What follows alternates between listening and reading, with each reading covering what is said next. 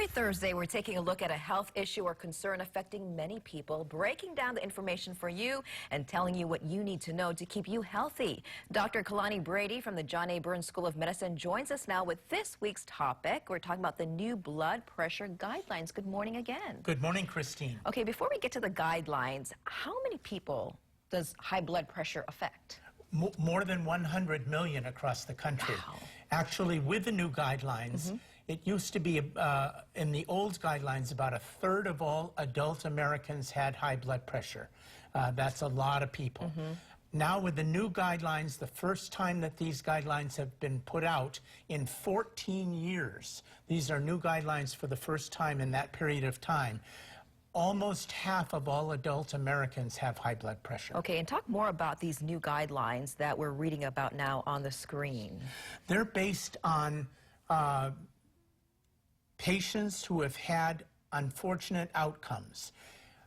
High blood pressure is the leading cause of is one of the leading causes of heart attack, and heart attack, of course, is the leading cause of death in the United States and in Hawaii.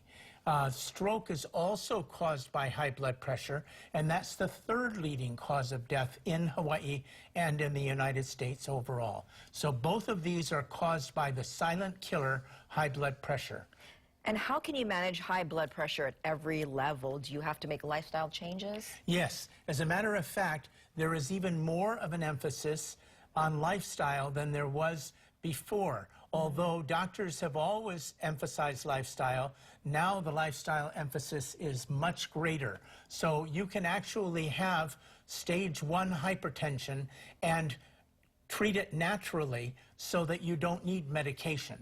Okay, and that's always a good thing to start with. Don't automatically go to medication because Absolutely. you can remedy it without medication, right? Absolutely. Okay, why were the new guidelines set?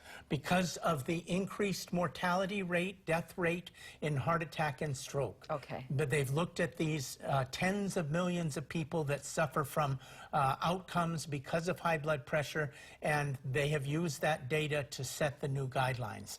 The new guidelines have been set by a coalition between the American College of Cardiology and the American Heart Association, two giant volunteer organizations for people's health. And that's why whenever you go to your doctor's office, that's one of the things that they do is they check your blood pressure. Always. Especially now with the new guidelines, more people, nearly half, have high blood pressure. Right. Okay, and you brought your equipment here, Yes. and you're going to take my blood pressure Right, on but air. before we do that, Okay. let's talk about what the guidelines' natural treatments Okay. are. Salt restriction, so prepared meats, Spam, sausage, bacon, hot dogs, and then ketchup and shoyu, and then salty foods, chips, pizza, those kind of foods. If you avoid those kind of foods, you'll bring your blood pressure down. Aerobic exercise, you'll bring your blood pressure down. Moderating the amount of alcohol you drink to 1 or 2 drinks a day. Stopping smoking if you smoke. Losing weight if you're overweight. All of these are natural means by which to treat blood pressure. Do you know about how long it would take to do that? The diet, basically, within a week or so, you should see the changes in your diet if you really make those changes.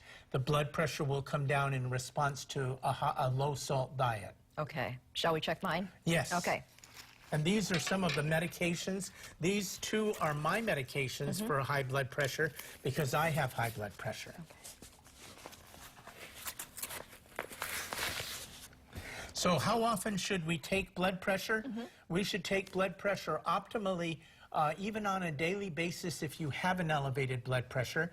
You should mix the times up that you take it, morning, evening, at home, at rest, and then at your doctor's office, of course. And should you have been kind of resting before you take? You shouldn't have been coming in from exercise or a walk or anything. Okay. Wow. Uh-oh. Is that a good wow or a bad wow? It's a good wow. Okay. 106/62. Okay. So that means I can have shoyu for breakfast. No. You don't want to make those habits because then, later they come back to bite you. Okay. I'm an example of that. I used to have a high-salt diet growing up here, of course, and I never had to worry about blood pressure, and then all of a sudden, hello to the medicines and low-salt diet. Okay, so start now. Thank Yep. you so much, Dr. Brady. Good to see Have a you. good week and good to see you too. Next week, colon cancer. Okay. All right, well, thank you so much, Doctor. Thank you.